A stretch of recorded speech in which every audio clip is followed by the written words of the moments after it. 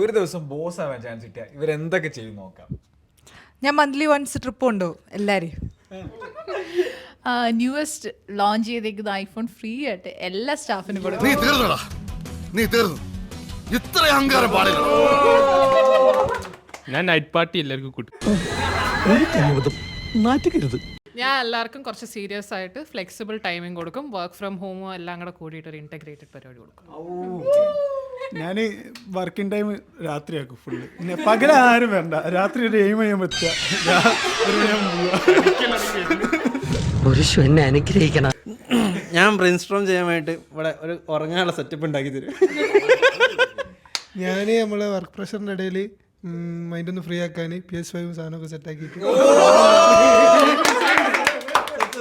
ഞാൻ എല്ലാവർക്കും ഒന്നും കൂടി സെറ്റാക്കാൻ വേണ്ടിയിട്ട് വീക്കിലി ഡിന്നർ, എല്ലാ വീക്കിലി ഡിന്നർ.